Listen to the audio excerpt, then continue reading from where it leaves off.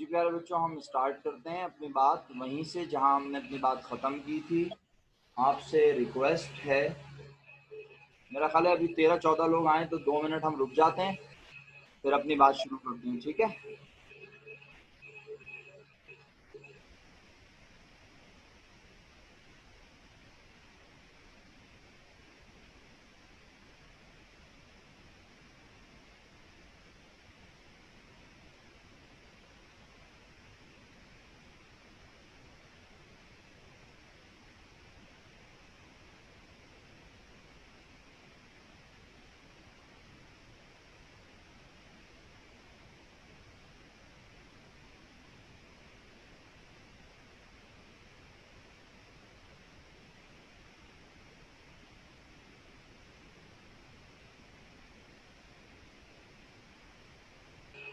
Okay बच्चों, start करते हैं।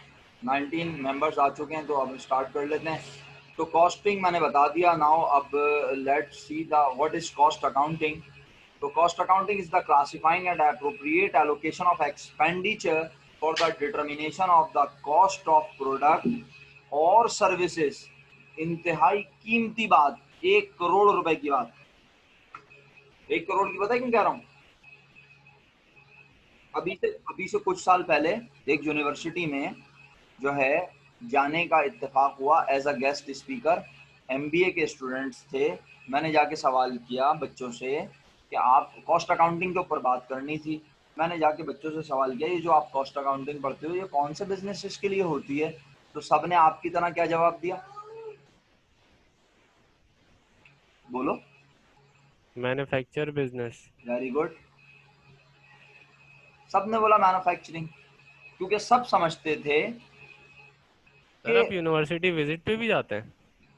सर अगर कोई बुला लेता है तो चला जाता हूँ, ऐसे वरना खुद नहीं जाता अपनी मर्जी से। तो अच्छा। बुला लेता है तो चला जाता हूँ, ऐसे खुद नहीं जाता वाह कभी, यार। मतलब क्योंकि खुद जाने से तो इज्जत खत्म हो जाती है भाई।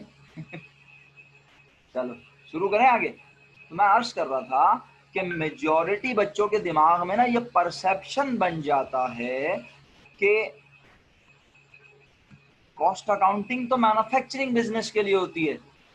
अब जरा गौर कीजिएगा मेरे जुमले पे ना, गौर करने की वाली बात है। कुछ बच्चों को तो मेरा अंदाजा है बड़ा टिका के समझ आएगा। 4 बच्चे हैं ऐसे क्लास में जिन्हें एक्स्ट्रा ऑर्डिनरी लेवल पे समझ आने वाला है मैं क्या कहूँगा।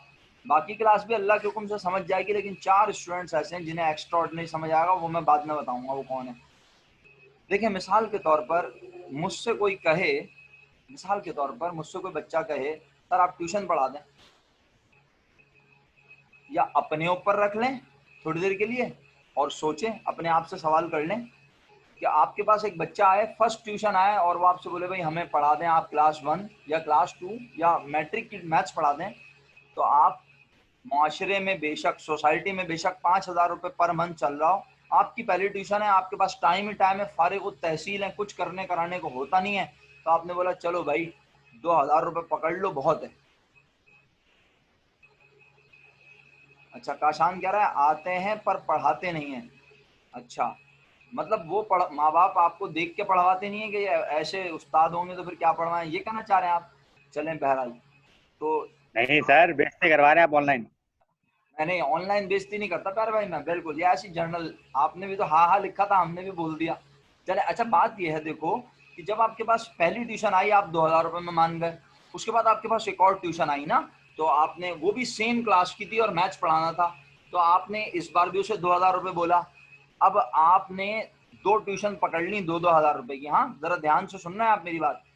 हुआ ये कि अब आपकी यूनिवर्सिटी भी चल रही है, यानी आप यूनिवर्सिटी में पढ़ते हैं और इसके अलावा जो है आप जो है ये 2 ट्यूशन पढ़ाते हैं और यूनिवर्सिटी के असाइनमेंट वगैरह भी मिलते हैं और आप यूनिवर्सिटी में बड़े रेगुलर स्टूडेंट हैं ना, तो आपको वो 2 ट्यूशन पढ़ा के आप थक जाते हैं, काम भी करना होता है और फिर रात हो जाती है, फिर आप सो जाते हैं, फिर सुबह उठ के यूनिवर्सिटी जाते हैं, फिर आते हैं दोपहर में आके फिर काम, कुछ घर के काम और फिर अपना बच्चों को पढ़ाना, तो बड़ी टफ रूटीन हो गई है। ऐसे में एक ट्यूशन आती है और वो कहते हैं कि हमारे बच्चों को मैथ्स पढ़ा दो, वही मैट्रिक क्लास की। बताओ कितने पैसे मांगोगे आप?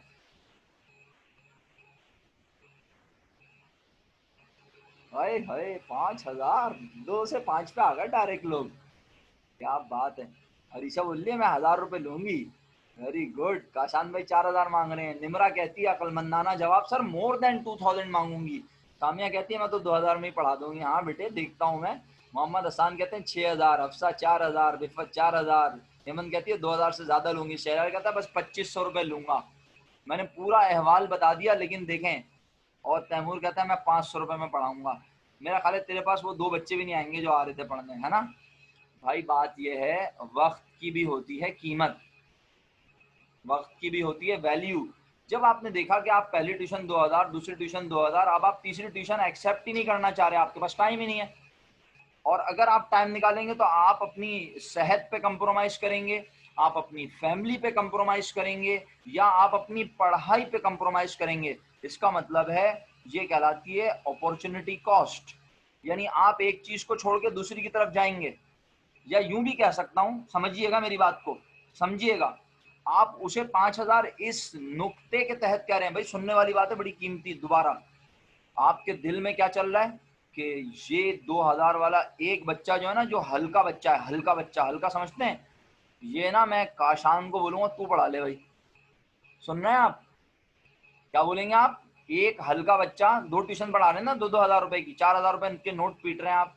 तो आपने बोला एक 2000 रुपए वाला जो बच्चा है ना, जो हल्का बच्चा है, जरा बड़ा पकाता है भाई, आपको बहुत पी जाता है, तो आपने बोला ये मैं दे दूंगा। काशान को बोलूंगा काशान तुम मेरे दोस्त हो यार, तुम ये ट्यूशन पढ़ा लो। और उनकी जाके उस बच्चे की अम्मा को बोलूंगा ऐसा वीआईपी टीचर दे रहा हूँ, काशान नाम है, और आप दिखेगा ऐसा पढ़ाता है, अल्लाह माफ करे। उसके बाद फिर बच्चा जो है वो मुंह दिखाने के काबिल हो जाता है। सही है। तो बहरहाल अब काशान भी खुश, भाई मेरा दोस्त कितना अच्छा है। लेकिन आपने सामने वाले को कोट क्या किया है? 5000। क्यों? क्योंकि आप देख रहे थे आपके पास वक्त नहीं है। तो 5000 सामने वाला अगर एग्री कर जाएगा, अपनी एक ट्यूशन छोड़ दूंगा और दूसरी पे चला जाऊंगा। यानी आपने अपने वक्त की वैल्यू, और ये भी मुमकिन था कि आप इतने सिंसियर होते दोनों बच्चों के साथ। अब ये वाली बात जरा खतरनाक है, इतनी आसान नहीं है। आप अपने दोनों बच्चों के साथ इतने सिंसियर हैं। अली सुफियान, मैं आपकी बात भी बिल्कुल पढ़ लूंगा। आप कह रहे हैं सर कि हाँ, ये अलैना ने बोला 2 पिछले बच्चे छोड़ के 5000 वाला पढ़ा लेंगे। तो अब जरा मेरा जवाब सुन लें। बेटा टीचिंग जो होती है ना, बड़ा नोबल प्रोफेशन है। मुझे आज कहीं से अगर 2 लाख रुपए की ऑफर आ जाए मिसाल के तौर पे, या 2 लाख ज्यादा हो गए, अगर मुझे कोई बोले कि भाई हम आपको बीकॉम पार्ट 2 की क्लास पढ़ाने के 30,000 रुपए देंगे, और अगर मुझे ट्रूमैन से 20,000 रुपए मिल रहे हैं, तो बेटा मैं आप सबके मुस्तकबिल से खेलूंगा नहीं। ये तो इंसान के अपने अंदर होती है ना चीज। क्या ख्याल है? देखें, कहीं होती हैं मजबूरियां, कहीं होते हैं हालात, लेकिन जहां इंसान के अपने इख्तियार में हो, ये वाहिद एक प्रोफेशन है।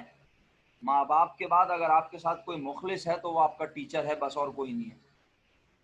अब इसमें बड़ी माजरत के साथ कुछ काली भेड़ें भी आ जाती हैं, तो अब मैं उसमें, आप कुछ भी कह लें, आप, मैं उसको,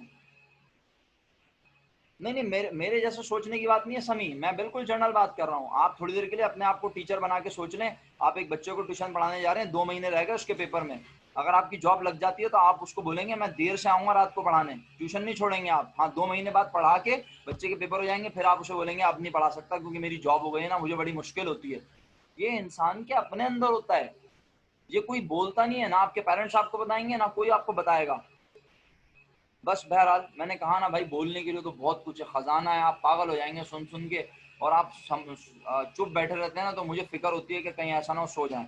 तो बस बात यह है मेरे प्यारे बच्चों कि भाई जब मेरे पास कोई ट्यूशन आती है, मेरे पास कोई अपॉर्चुनिटी आती है, कोई मुझे कहता है यहाँ पढ़ा लो, ये कर लो, ये क्लास ले लो, या उधर ये क्लास लगा रहे हैं आपकी, तो मैं कहता हूँ माजरत भाई, मेरे पास टाइम नहीं है, मेरे पास टाइम नहीं है। और अगर मैं एक बार शुरू कर देता हूं तो फिर मैं उसको आखिर तक लेके जाता हूं, चाहे मेरी सेहत पे कंप्रोमाइज करना पड़े मुझे, हत्ता के ऑपरेशन की नौबत ना आ जाए।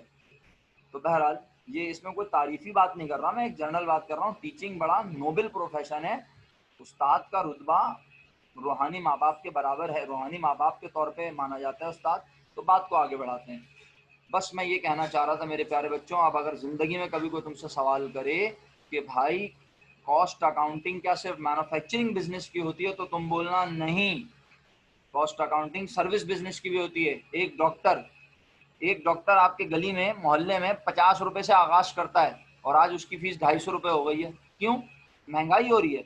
नहीं बेटे, वो देख रहा है कि पहले 5 पेशेंट आते थे, अब 50 आ रहे हैं, तो वो बोलता है यार 5 से 50 हो गए, तो भाई 50 के बजाय 25 देखो, कम फीस, जरा फीस अपनी ज्यादा बढ़ा के लो।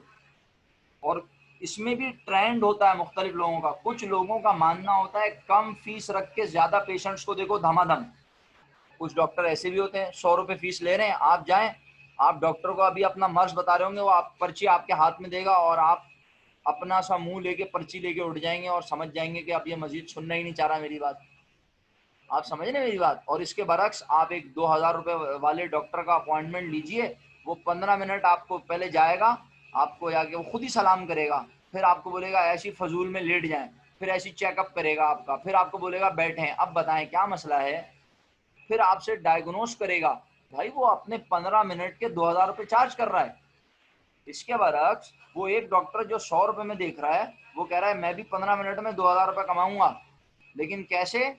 मरीज आएगा, बस वो बोलेगा बुखार हो रहा है, मैं धमाधम दवाई लिखना शुरू कर दूंगा और वो बोलता रहेगा और मैं आखिर में उसको पर्चा दूंगा, बोलूंगा चलो शाबाश, अल्लाह हाफिज, अगला नेक्स्ट। तो हर इंसान अपने वक्त की कीमत का अंदाजा लगाता है। इसका मतलब है कॉस्टिंग हर जगह इन्वॉल्व है। सर्विस बिजनेस में भी इन्वॉल्व है, मैन्युफैक्चरिंग बिजनेस के लिए तो हम पढ़ते ही हैं। हाँ, अब अगर आप ये सवाल करें, अब अगर आप ये सवाल करें कि सर ये क्या हम सर्विस बिजनेस की कॉस्ट अकाउंटिंग पढ़ेंगे? नहीं, हम इस साल सर्विस बिजनेस की कॉस्ट अकाउंटिंग नहीं पढ़ेंगे, हम सिर्फ ट्रेडिंग मैन्युफैक्चरिंग बिजनेस की कॉस्ट अकाउंटिंग पढ़ेंगे। सर्विस बिजनेस की कॉस्ट अकाउंटिंग हम नहीं पढ़ेंगे, ठीक है? अच्छा, एंड सर हाँ सर, हुकुम। सर ये सर्विस में तो वो टाइम के लिहाज से होता है ना, तो इसमें हमारी कॉस्ट कैसे बढ़ रही है? कॉस्ट कैसे बढ़ती है? भाई देखो, मेरी बात सुनो, जब आपके पास पेशेंट ज्यादा आने लगेंगे तो आपको 1 से 2 कंपाउंडर रखने पड़ जाएंगे, जगह जगह बड़ी लेनी पड़ जाएगी, बिजली का बिल ज्यादा सही। आएगा, पंखे ज्यादा चलेंगे, आपकी मेहनत ज्यादा लगनी शुरू हो जाएगी। अच्छा। आप ओके क्या सर। करेंगे? आप क्या करेंगे नतीजे में? आप अपनी फीस बढ़ा देंगे, क्योंकि आप चाहते हैं मैं रोजाना के 5000 रुपए कमाऊं। अब आपके पास मरीज खड़े हुए लाइन में 25,000 रुपए के, तो आप बोलेंगे नहीं भाई, मुझे 25,000 नहीं कमाने, मुझे क्वालिटी पैसा कमाना है और क्वालिटी टाइम देना है। मेरा मरीज एक बार आए तो वो ये ना हो कि अगले, आपको पता है, अल्लाह ताला महफूज फरमाए, आपको पता है कराची में ऐसे डॉक्टर भी हैं, आप उनका अपॉइंटमेंट लेने जाएं, अल्लाह ना करे कभी जिंदगी में अपॉइंटमेंट लेने जाएं तो 6 महीने के बाद का अपॉइंटमेंट देते हैं। मेरे प्यारे भाई, कौन सी दुनिया में रहते हैं आप लोग? सुन रहे हैं आप मैं क्या कह रहा हूँ? कराची में ऐसे सर डॉक्टर, हमें तो पता ही नहीं है। हाँ बिल्कुल आपको नहीं पता होगा, मुझे पता थी ये बात, जब भी तो मैं अर्ज कर रहा हूँ। कराची में ऐसे न्यूरो सर्जन हैं, कराची में ऐसे हार्ट सर्जन हैं, जो बेटे जिनका अपॉइंटमेंट लेने जाओ तो आप मिन्नतें समाजते करोगे उनके असिस्टेंट की, तो वो आपको 2-2.5 महीने के बाद का अपॉइंटमेंट दिलवा देगा, वो भी जान पहचान हुई तो, वरना 6 महीने के बाद का अपॉइंटमेंट है। कौन है आखिर ये लोग डॉक्टर? ये कैसे डॉक्टर हैं भाई? क्वालिटी डॉक्टर हैं, क्वालिटी। वक्त नहीं है उनके पास, उनके अपॉइंटमेंट, उनकी फीस भी ज्यादा है, 6 महीने बाद भी देखेंगे, लेकिन नहीं, लोग जाते हैं। मेरा ख्याल है काशान भाई खजाना है बोलने का, और बोलूं या आगे बढ़ूं? सर आगे बढ़े, बस समझ लिया। And for presentation of suitably arranged data for purpose of planning, control and guidance of management। Cost accounting क्या है? क्लासिफाई करने का नाम और मुनासिब तरीके से बांटने का नाम। ओ भाई अंग्रेजी समझ रहे हो? मुनासिब तरीके से बांटने का नाम, ये नहीं कि चीजों को उल्टा सीधा बांट दिया। नहीं, मैंने कहा था ना ये एप्रोप्रिएट एलोकेशन से मुतालिक, कि अगर तुम प्रोडक्ट बना रहे थे और 2 लाख रुपए का मटेरियल तुम्हारी गलती की वजह से खराब हो गया, तो तुम उस 2 लाख रुपए के मटेरियल को अपने बनाए हुए सामान की कॉस्ट में शामिल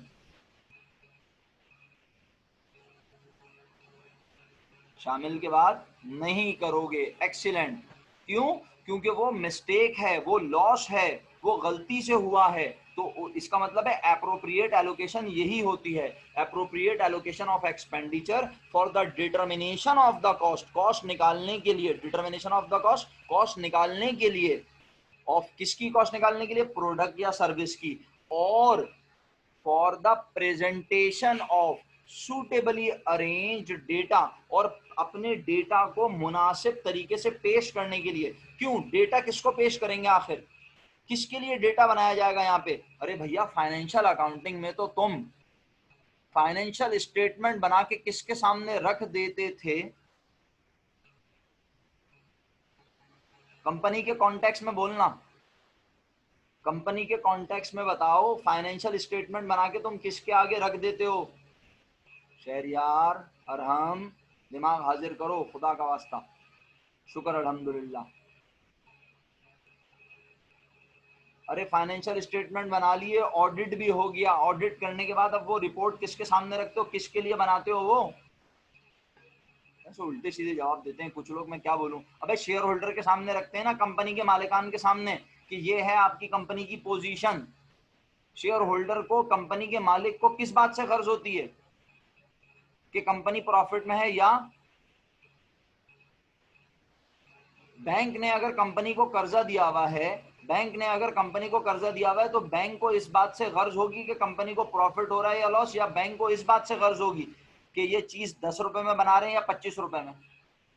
बताओ, बैंक को किस बात से गर्ज होगी? बैंक ने कर्जा दिया हुआ है हमें, तो बैंक हमारे इस बात को चेक करेगा कि हम एक मार्केट 10 रुपए में बनाते हैं या 25 रुपए में, या बैंक ये देखेगा कि हम प्रॉफिट में हैं या लॉस में? अगर हम प्रॉफिट में हैं, अगर हम लॉस में हैं, तो बैंक हमें कर्जा,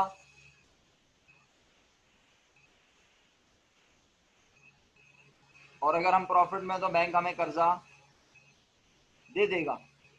अगर हम प्रॉफिट में है तो बैंक हमें कर्जा दे देगा, चाहे हम प्रोडक्ट 10 रुपए में बना रहे हो चाहे 25 रुपए में। वो बैंक का उस बात से कोई ताल्लुक ही नहीं है। अच्छा, इन्वेस्टर पता है क्या होता है? क्या बोला मैंने? इन्वेस्टर पता है ना क्या होता है? इन्वेस्टर, पैसे लगाने वाला, कंपनी के शेयर खरीदने वाला, कोई बाहर से आने वाला। कोई बाहर से आते हुए आपकी कंपनी में आके ये पूछेगा तुम एक पेन कितने का बनाते हो, आप 2 रुपए में बनाओ या 40 रुपए में बनाओ, उसे इससे गर्ज, किस बात से गर्ज है उसे? किस बात से गर्ज है उसे, बाहर से आने वाले को? तो बातों बातों में मैंने तुम्हें एक और बात सिखा दी, तुम्हें पता नहीं चला। अब सुनो मेरा जुमला। Financial accounting is for external users.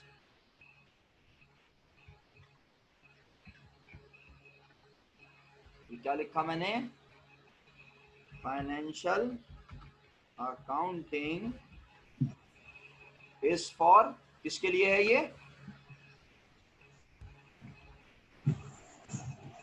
External users के लिए। और कौन सी अकाउंटिंग अभी हम पढ़ रहे हैं? Cost accounting. ये किसके लिए होगी?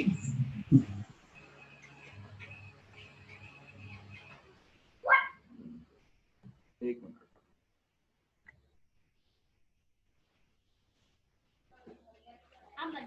एक मिनट रुक जाओ।